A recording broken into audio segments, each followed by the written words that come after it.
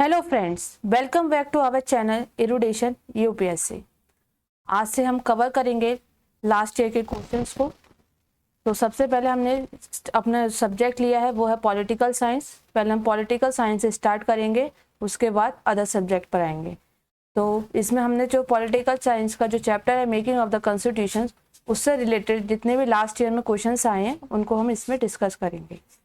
तो चलिए देखते हैं क्वेश्चन नंबर 1 क्या कहता है। क्वेश्चन नंबर 1 है हमारा, who gave the idea of constituent assembly. Who gave the idea of constituent assembly firstly for the formation of constitution for India. तो इसमें पूछा जा रहा है कि सबसे पहले जो कॉन्स्टिट्यूशन असेंबली को फॉर्मेशन का आइडिया दिया था वो किसने दिया था। तो ऑप्शन ए स्वराज पार्टी 1934 में, या कांग्रेस पार्टी ने दिया था 1936 में, या फिर सी मुस्लिम लीग ने ये आइडिया दिया था 1942 में, या D option all parties conference ने 1946 में दिया था। तो आपको बता दें कि जो सबसे पहले आइडिया दिया था कॉन्स्टिट्यूशन असेंबली के फॉर्मेशन का to form the constitution of India, वो दिया था स्वराज पार्टी ने इन 1934। आईएनसी की ऑप्शन ए हमारा करेक्ट हो जाता है। आईएनसी की कॉन्फ्रेंस मतलब मीटिंग हो रही थी कहाँ पर, रांची में। उस टाइम स्वराज पार्टी ने इसका आइडिया दिया था कि कॉन्स्टिट्यूशन असेंबली की फॉर्मेशन होना चाहिए कॉन्स्टिट्यूशन को बनाने के लिए। तो कहाँ पर कॉन्फ्रेंस हो रही थी, रांची में। आइए इससे रिलेटेड अदर फैक्ट्स को भी देख लेते हैं हैंड टू हैंड। देखिए 1934 में ही एम एन रॉय जी ने भी आइडिया दिया था किसका, कॉन्स्टिट्यूशन असेंबली की फॉर्मेशन का। एम एन रॉय जी कौन थे, ये थे पायनियर थे ऑफ कम्युनिस्ट मूवमेंट के। ठीक है, तो 1934 में ही स्वराज पार्टी ने दिया था, ये रांची कॉन्फ्रेंस हो रही थी आईएनसी की उसमें, और 1934 में एम एन रॉय जी ने भी क्या दिया था, आइडिया दिया था किसका, कॉन्स्टिट्यूशन असेंबली के फॉर्मेशन का। और उसके बाद जो 1935 में क्या हुआ था, 1935 में आईएनसी जो थी इंडियन नेशनल कांग्रेस जो थी उसने क्या किया था, डिमांड करी थी किसकी, कॉन्स्टिट्यूशन असेंबली की फॉर्मेशन की। 1935 में आईएनसी इंडियन नेशनल कांग्रेस जो है हमारी, उस टाइम थी इंडियन नेशनल कांग्रेस, उसने क्या करा था, डिमांड करी थी ये कॉन्स्टिट्यूशन असेंबली का फॉर्म की जाए। इसी के बिहार पर 1938 में किसने, 1938 में हमारे जो जवाहरलाल नेहरू जी हैं, इन्होंने अनाउंसमेंट की थी, अनाउंस कर दिया था कि कॉन्स्टिट्यूशन असेंबली का फॉर्मेशन होगी जो कि बेस्ड होगी एडल्ट फ्रेंचाइजेस पर। ओके, ये कुछ थे जो कॉन्स्टिट्यूशन असेंबली से रिलेटेड फैक्ट्स थे। 1930 सबसे पहला आइडिया दिया था स्वराज पार्टी ने 1934 रांची कॉन्फ्रेंस में। ठीक है, इसी के साथ आगे बढ़ते हैं क्वेश्चन नंबर 2 पर। क्वेश्चन नंबर 2 है, who in the beginning presented the idea of constituent assembly in pre independence day. तो यहाँ पे भी क्वेश्चन में वही पूछ रहा है कि सबसे पहले किसने शुरुआत करी थी कॉन्स्टिट्यूशन असेंबली की फॉर्मेशन की। तो एम एन रॉय, या बी आर अम्बेडकर, या सी एनी बेसेंट, या फिर डी जवाहरलाल नेहरू जी। तो जो सबसे पहले हमारा जो इसमें आंसर होगा ए करेक्ट होगा, एम एन रॉय। हमने पीछे डिस्कस कर लिया 1934 में एम एन रॉय ने क्या था, एक आइडिया दिया था कि कॉन्स्टिट्यूशन असेंबली का गठन किया जाना चाहिए संविधान बनाने के लिए। ठीक है, नेक्स्ट क्वेश्चन पर बढ़ते हैं। क्वेश्चन नंबर 3 है, the proposal for framing of the constitution of India by an elected constituent assembly was made by. जो प्रपोजल था, जो ड्राफ्ट आया था किसको, कॉन्स्टिट्यूशन को बनाने का इंडिया के लिए, उसमें क्या था, इलेक्टेड मेंबर्स होंगे कॉन्स्टिट्यूशन असेंबली के। तो ये आइडिया ये किसने दिया था, तो ये साइमन कमीशन, ये गवर्नमेंट ऑफ इंडिया 1935, या क्रिप्स मिशन, या फिर डी ब्रिटिश कैबिनेट डेलीगेशन। तो आपको बताएं कि अभी हमने डिस्कस चुके हैं कि 1938 में जवाहरलाल नेहरू ने अनाउंसमेंट कर दी थी कॉन्स्टिट्यूशन असेंबली की फॉर्मेशन की on the base of adult franchise. उसी के बाद 1940 में आया था एक अगस्त ऑफर। क्या आया था, एक अगस्त ऑफर। ब्रिटिशर ने एक ऑफर दिया था, मतलब उन्हें परमिशन दे दी थी, मतलब उन्हें एक्सेप्ट कर लिया था कि कॉन्स्टिट्यूशन, भारत अपना कॉन्स्टिट्यूशन बना सकती है, उसके लिए संविधान सभा का फॉर्मेशन कर सकती है। 1940 में क्या है, अगस्त ऑफर। भाई 1942 में आया था इंडिया क्रिप्स मिशन। क्या आया था, क्रिप्स मिशन, और जिसको लीड कर रहे थे स्टैफर्ड क्रिप्स। इन्हीं के नाम पर इसका नाम पड़ा क्रिप्स मिशन। 1942 में ये लंदन से इंडिया आए और अपने साथ एक ड्राफ्ट लेकर आए जिसमें प्रोविजंस थे कि कॉन्स्टिट्यूशन असेंबली या कॉन्स्टिट्यूशन ऑफ इंडिया कैसे बनेगा, क्या क्या उसमें प्रोविजंस होंगे, किस चीज़ों को कॉन्स्टिट्यूशन बनाने के लिए हमें ध्यान रखना है। तो यह था 1946 में आया था आपका, क्या आया था, कैबिनेट मिशन प्लान। ठीक है, ये आया था 1946 में। तो अब ये क्वेश्चन क्या है हमारा, the proposal for framing of the constitution of India via elected constituent assembly was made by. तो ये सबसे पहले जो कॉन्स्टिट्यूशन असेंबली की जो फॉर्मेशन होनी थी, उसमें जो इलेक्टेड मेंबर्स होने थे, वो आइडिया किसने दिया था, तो साइमन कमीशन, नहीं साइमन कमीशन ने नहीं दिया था, गवर्नमेंट ऑफ इंडिया 1935 ने भी नहीं दिया था, यह आइडिया दिया था क्रिप्स मिशन में। क्रिप्स मिशन में बताया गया है कि जो ड्राफ्ट लेकर आए थे स्टैफर्ड के 1942 में इंडिया में, उसमें बताया गया था कि जो कॉन्स्टिट्यूशन असेंबली के जो मेंबर होंगे वो ब्रिटिश प्रोविंस से जो इलेक्टेड होंगे और प्रिंसिपल स्टेट से नॉमिनेट होकर आएंगे। तो इसका आंसर सी ठीक हो जाता है। इसी के साथ नेक्स्ट क्वेश्चन पर बढ़ते हैं। Question number 4, with reference to the proposal of Cripps mission. अब यहाँ पे भी क्रिप्स मिशन के जो भी प्रस्ताव आया था, भी ड्राफ्ट आया था, उससे रेफरेंस कुछ क्वेश्चन है, उससे रिलेटेड क्वेश्चन है, उसको देखते हैं। Consider the following statement. ये क्रिप्स प्रपोजल से, जो क्रिप्स मिशन आया था उसके प्रपोजल से कुछ स्टेटमेंट है, तो हमें बताना है ये क्रिप्स मिशन में ये बात कही गई थी या नहीं। तो हमारा जैसे स्टेटमेंट 1 है, the constituent assembly would have members nominated by the province assembly as well as princely states. दूसरा है, any province which is not prepared to accept the new constitution would have the right to sign a separate agreement with Britain regarding its future status। तो देखिए question पे आने से पहले, इसका answer find out करने से पहले हम क्रिप्स मिशन जो आया था उसके प्रोविजंस देख लेते हैं, जो इम्पोर्टेंट प्रोविजंस थे जो एग्जाम में पूछ लिए जाते हैं। तो क्रिप्स मिशन ने सबसे पहले बोला था कि इंडिया को जो होगा वो डोमिनेंट स्टेटस मिल जाएगा। मतलब डोमिनेंट स्टेटस का मतलब इंडिया जो है अपने अकॉर्डिंग रूल्स रेगुलेशन बना सकता है और वो अपने लोगों के लिए राइट्स भी दे सकता है, वो अपने हिसाब से काम कर सकता है। ये डोमिनेंट स्टेटस हो गया। दूसरी बात इन्होंने कही थी कि इंडिया अपना कॉन्स्टिट्यूशन भी फॉर्मेशन कर सकता है। ओके। थर्ड इन्होंने बोला था जो स्टेट अनविलिंग प्रोविंस, जो स्टेट क्या है, इच्छुक नहीं है, अनविलिंग है, मतलब उनकी इच्छा नहीं है इंडिया के साथ मिलने की, तो वो स्टेट अपना एक सेपरेट यूनियन है, मतलब सेपरेट प्रोविंस बना सकते हैं और अपना सेपरेट कॉन्स्टिट्यूशन क्या कर सकते हैं, फॉर्म कर सकते हैं। वही इन्होंने एक फोर्थ इंपॉर्टेंट बात कही थी, जो कॉन्स्टिट्यूशन बनाने के लिए जो कॉन्स्टिट्यूशन असेंबली का फॉर्मेशन होगी उसमें जो इलेक्टेड मेंबर होंगे और एक होंगे नॉमिनेटेड मेंबर। ठीक है, तो इलेक्टेड मेंबर्स होंगे वो ब्रिटिश प्रोविंस आएंगे। कहाँ से, ब्रिटिश प्रोविंस, जो क्षेत्र ब्रिटिश के कंट्रोल में थे वहां से आएंगे, और जो नॉमिनेट होंगे वो प्रिंसली स्टेट से आएंगे। तो कॉन्स्टिट्यूशन असेंबली में दोनों इलेक्टेड मेंबर्स भी थे और नॉमिनेटेड मेंबर्स भी थे, मगर जो इलेक्शन हुआ था कॉन्स्टिट्यूशन असेंबली के लिए वो आपको याद रखना है इनडायरेक्ट इलेक्शन हुआ था। कैसा हुआ था, इनडायरेक्ट, डायरेक्ट इलेक्शन नहीं होते, इनडायरेक्ट हुए थे। तो अब हम क्वेश्चन को देखते हैं, क्वेश्चन में क्या बोल रहा है। क्वेश्चन में स्टेटमेंट 1 है, the constitution assembly would have the members nominated by the provincial assemblies as well as princely states. तो देखिए यहाँ पे नॉमिनेटेड की बात कही है, यहाँ पे इलेक्टेड की बात ही नहीं करी गई है, तो हमारा ऑप्शन पहले ही गलत हो जाता है, क्योंकि नॉमिनेटेड से प्रिंसली स्टेट्स होंगे और इलेक्टेड होंगे जो मेंबर्स आएंगे वो कहाँ से आएंगे, प्रोविंशियल असेंबली से। और क्वेश्चन का स्टेटमेंट क्या कह रहा है कि दोनों ही प्रिंसली स्टेट से भी और असेंबली प्रोविंशियल असेंबली से क्या होगा, दोनों ही क्या है, नॉमिनेट होंगे। तो ये स्टेटमेंट हमारा टोटली 100% क्या हो जाता है, गलत हो जाता है।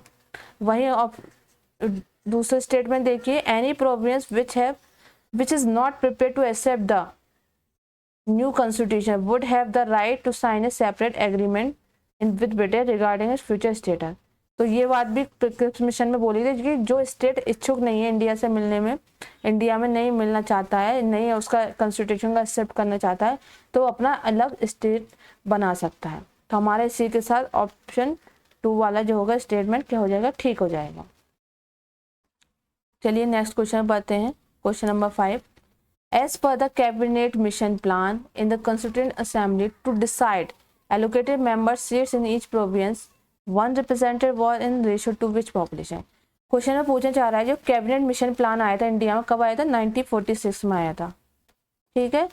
तो उसके अकॉर्डिंग जो कॉन्स्टिट्यूशन असेंबली में जो सीट्स का एलोकेशन होना था वो किस रेशो में होना था, मतलब एक कितने पॉपुलेशन से एक रिप्रेजेंटेटिव को कॉन्स्टिट्यूशन असेंबली में लेना था इलेक्शन। तो ये क्वेश्चन पूछा है 8 लाख, 12 लाख, 10 लाख या 15 लाख। तो कैबिनेट मिशन प्लान के अकॉर्डिंग ये था कि 10 लाख पॉपुलेशन से, कितने, 10 लाख पॉपुलेशन से एक रिप्रेजेंटेटिव चूज होगा किसमें, कॉन्स्टिट्यूशन असेंबली में। तो हमारा ऑप्शन नंबर इसके साथ सी ठीक हो जाता है। इसी के साथ हम कैबिनेट मिशन प्लान के कुछ देख लेते हैं, इसके मेंबर्स कौन कौन से थे। कैबिनेट मिशन प्लान के जो मेंबर थे वो 3 थे। एक तो आपका था लॉर्ड पेथिक लॉरेंस, दूसरा था स्टैफर्ड क्रिप्स, और थर्ड थे AB अलेक्जेंडर। ये 3 मेंबर्स थे किसके, क्रिप्स मिशन के, जो क्रिप्स कैबिनेट मिशन के जो 1946 में आया था। Lord Pethick Lawrence, Stafford Cripps and AB Alexander, ये 3 मेंबर्स से कब आया था, ये 1946 में कहाँ आया था, इंडिया में। और इसके क्या प्रोविजन है कि 10 लाख पॉपुलेशन से एक रिप्रेजेंटेटिव कॉन्स्टिट्यूशन असेंबली के लिए लिया जाएगा, मतलब एक सीट भरी जाएगी 10 लाख पॉपुलेशन से। नेक्स्ट क्वेश्चन देखते हैं, question number 6, who among the following person was not a member of the cabinet mission. अभी हम डिस्कस कर चुके हैं कि इसके कौन कौन से मेंबर हैं कैबिनेट मिशन के, तो आपको बताना है इसमें कौन सा नहीं है, नॉट पूछा है। तो William Wood, B Pethick Lawrence, या सी स्टैफर्ड क्रिप्स, या डी AB अलेक्जेंडर। तो हमको पता है लॉर्ड पेथिक लॉरेंस भी इसके मेंबर्स थे, स्टैफर्ड क्रिप्स भी इसके मेंबर्स थे, और AB अलेक्जेंडर भी इसके मेंबर्स थे। इसी के साथ ऑप्शन ए क्या है, विलियम वुड जो थे वो कैबिनेट मिशन के मेंबर नहीं थे, इसलिए इसके साथ इसका ए ऑप्शन ठीक हो जाता है। क्वेश्चन नंबर 6 का आंसर ए ठीक होगा। Question number 7, which of the following statement is are true in relation to constituent assembly. जो कॉन्स्टिट्यूशन बनाने के लिए जो कॉन्स्टिट्यूएंट असेंबली का जो फॉर्मेशन हुई थी उसके रिगार्डिंग स्टेटमेंट दिए गए हैं, और बताना है कि ये स्टेटमेंट इसके अकॉर्डिंग ठीक है कि हमारी कॉन्स्टिट्यूशन असेंबली में ऐसे ही था, इसी तरीके से बनाई गई थी, डायरेक्ट इलेक्शन हुए थे, इनडायरेक्ट हुए थे, या फिर एडल्ट सफरेज पर जो जवाहरलाल नेहरू ने बोला था उस पर बेस बनी थी या नहीं थी। तो चलिए स्टेटमेंट देखते हैं। स्टेटमेंट 1 है, assembly was based on adult suffrage. Jawaharlal Nehru ने 1938 में बोला था on the behalf of INC demand, जो INC 1935 में डिमांड करी थी कि कॉन्स्टिट्यूशन असेंबली का फॉर्मेशन होना चाहिए, उसी के बेस पे क्या होता है, जवाहरलाल नेहरू 1938 में कहा था कि एडल्ट सफरेज पे बेस हम कॉन्स्टिट्यूशन असेंबली का क्या करेंगे, गठन करेंगे। मगर ऐसा पॉसिबल नहीं हो पाया था क्योंकि उस टाइम हमारा इंडिया जो था ना ही इतना पढ़ा लिखा था, ना ही उसके पास इतनी समझ थी कि वोट किसको करना चाहिए किसको नहीं करना, उसको कोई समझ नहीं थी, इसलिए ऐसा करना पॉसिबल नहीं था। और बहुत ज़्यादा और हमको जल्दी थी कि जल्दी से जल्दी कॉन्स्टिट्यूशन असेंबली बनाए और हमारा कॉन्स्टिट्यूशन बनाने का काम स्टार्ट हो, क्योंकि हमें अंग्रेजों से क्या होता, आज़ाद होना था, ठीक है। और स्टेटमेंट 2 क्या दे रखा है, assembly was a result of direct election.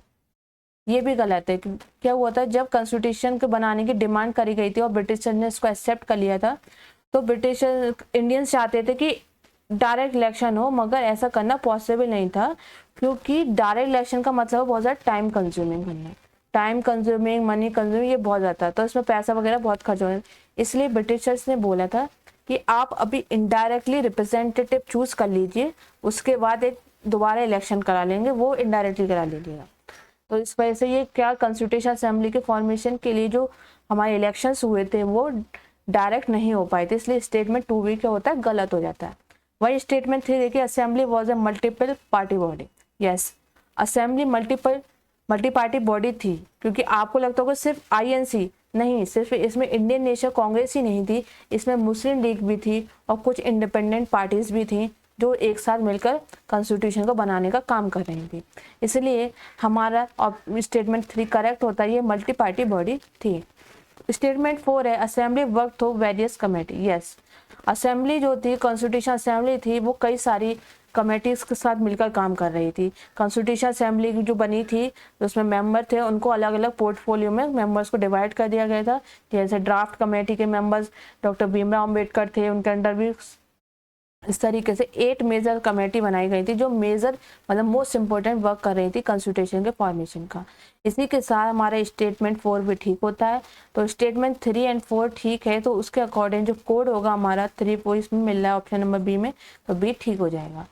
I hope आपको ये क्वेश्चन अच्छे से समझ आ गया होगा। चलिए नेक्स्ट क्वेश्चन देखते हैं। क्वेश्चन नंबर 8 है, which of the following statements are correct regarding to Indian constituent assembly.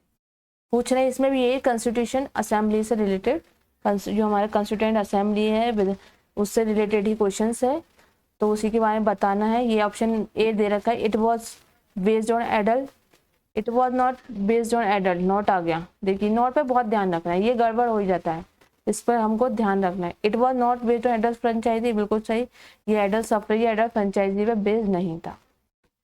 दूसरा, it resulted from direct election, no, direct election नहीं हुए थे, इनडायरेक्टली इलेक्टेड मेंबर्स को चूज किया गया था ब्रिटिश प्रोविंसेस से, इसलिए क्या ये गलत हो जाता है।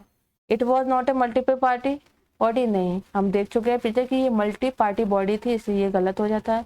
It work through several committees, yes ये ठीक है, तो हमारा ए एंड डी ठीक है, तो ए एंड डी हमारा ऑप्शन नंबर ए में आ रहा है, तो हमारा ऑप्शन ए इसके साथ सही हो जाता है। उसी के साथ नेक्स्ट क्वेश्चन देखते हैं। Question number 9, which of the following statements are correct regarding to Indian constituent assembly. It was based on adult, ये क्वेश्चन सेम रिपीट हो गया है, तो आपको पता ही है इसका आंसर क्या होगा, ए ठीक होगा, क्योंकि एडल्ट फ्रेंचाइजी पर बेस्ड नहीं थी, ये बात सही है। डायरेक्ट इलेक्शन हुए थे, नहीं इनडायरेक्ट हुए थे, ये गलत है। मल्टीपल पार्टी बॉडी नहीं थी, ये भी गलत है, ये थी। वर्क तो सेवरल कमेटीज कर रही थी, इसलिए ए ऑप्शन ठीक हो जाता। Question number 10, which of the following which among the following is an incorrect statement about the constituent assembly। जो हमारी कॉन्स्टिट्यूएंट असेंबली थी उसका इनकरेक्ट पूछा है, लास्ट क्वेश्चन में करेक्ट पूछा था, इसमें इनकरेक्ट पूछा है, तो चलिए देखते हैं। स्टेटमेंट 1 है हमारा ऑप्शन है, it work through with the help of large number of committees. ये तो ठीक है कि हम इसमें बहुत सारी कमेटीज बनाई गई थी, अलग अलग पोर्टफोलियो बनाए गए थे। The most important among them being draft committee, yes सबसे इंपॉर्टेंट कमेटी जो थी 8 कमेटीज थी, उनमें सबसे इंपॉर्टेंट जो कमेटी थी कॉन्स्टिट्यूशन बना रही थी, वो काम कर रही थी ड्राफ्ट कमेटी का था, तो उसके हेड कौन थे, बी.आर. अम्बेडकर। ठीक है। B, minority communities like Christians, Anglo Indians, Persians were adequately represented in the assembly. Yes, जो माइनॉरिटीज कमेटीज थी जैसे पार्शियंस वगैरह हो गए, इनको भी इक्वली रिप्रेजेंटेशन मिला था किसमें, कॉन्स्टिट्यूशन असेंबली में पार्टिसिपेट करने का, इसलिए हमारा दूसरा ऑप्शन भी क्या होता है, ठीक हो जाता है। It was elected on the basis of universal adult franchise, हम लास्ट क्वेश्चन में 3 क्वेश्चन में देख चुके हैं कि हमारी जो कॉन्स्टिट्यूशन असेंबली थी वो एडल्ट सफरेज या एडल्ट फ्रेंचाइजी पे बेस्ड नहीं थी, इसलिए इसी के साथ हमारा ऑप्शन नंबर सी क्या होता है, गलत हो जाता है। लास्ट ऑप्शन देखते हैं, it's electoral process was based on 6th schedule of the act of 1935 which allowed for a restricted franchisee based on tax, property and education qualification। कह रहे हैं जो इसका इलेक्टोरल प्रोसेस था कॉन्स्टिट्यूशन असेंबली का, वो जो गवर्नमेंट ऑफ 1935 था उसका जो शेड्यूल था 6, उसके अकॉर्डिंग ये बेस था टैक्स पर, प्रॉपर्टी पर, एजुकेशन। या ये बात ठीक है, जो इसका इलेक्शन प्रोसेस थी वो बोला तो गया था कि एडल्ट फ्रेंचाइजी पे बेस्ड होगी, मतलब तो मगर ऐसा पॉसिबल नहीं हो पाया, तो जो गवर्नमेंट इंडिया 1935 था उसके शेड्यूल 6 के अकॉर्डिंग ही इलेक्शंस हुए थे, तो हमारे ये टैक्स, प्रॉपर्टी और एजुकेशन क्वालिफिकेशन लिमिटेड फ्रेंचाइजीज के अंदर आते हैं, लिमिटेड फ्रेंचाइज। इसी के साथ ऑप्शन नंबर डी भी हमारा क्या होता है, सही होता है। इसमें पूछा इनकरेक्ट, गलत हमारा कौन सा है, 3rd है, सी है, तो इसका आंसर सी सही हो जाएगा। चलिए नेक्स्ट क्वेश्चन पे बढ़ते हैं, क्वेश्चन नंबर 11।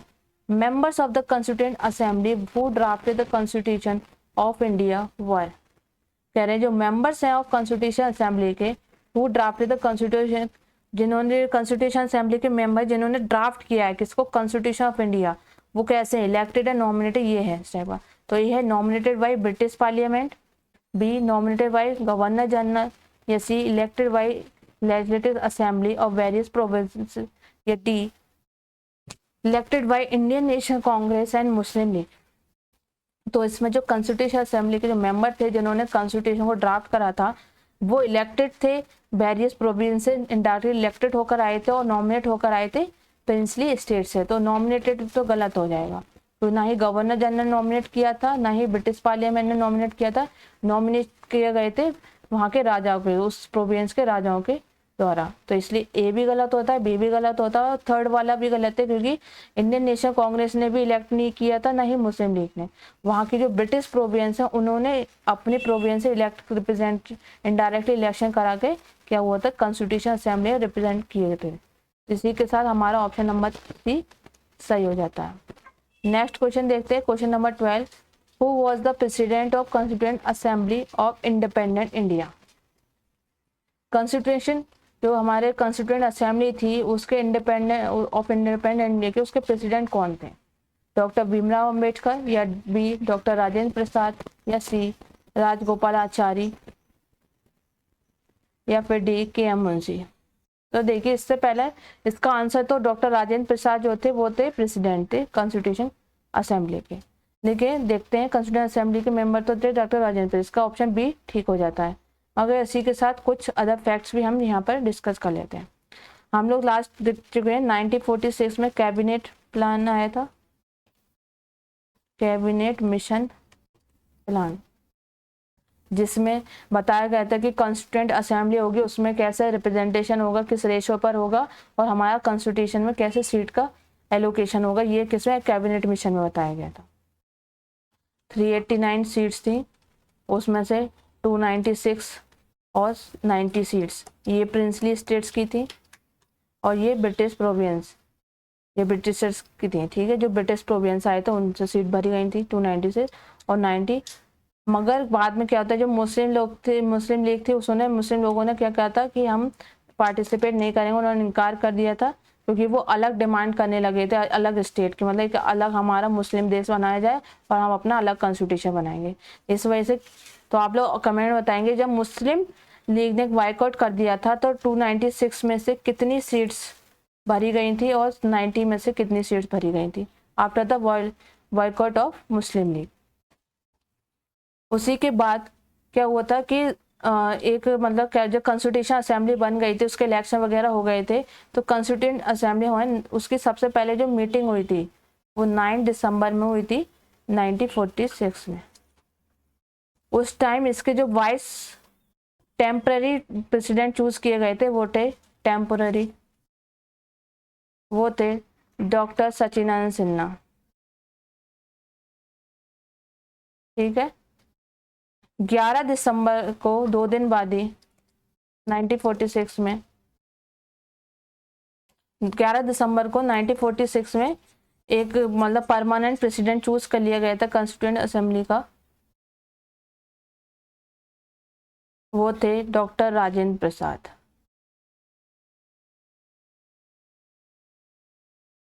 ये परमानेंट थे और डॉक्टर सचिदानंद सिन्हा जो फर्स्ट मीटिंग हुई थी कॉन्स्टिट्यूशन असेंबली की वो थी 9 दिसंबर को, और उसके जो प्रेसिडेंट थे डॉक्टर सचिदानंद सिन्हा थे, और 11 दिसंबर को 1946 को क्या हुई थी, इनकी मीटिंग हुई थी। जो दूसरी मीटिंग हुई थी इसकी कॉन्स्टिट्यूएंट असेंबली की, उसमें जो प्रेसिडेंट चूज करे गए थे डॉक्टर राजेंद्र प्रसाद। ठीक है, इसलिए इसी के साथ इसका ऑप्शन नंबर बी ठीक होता है।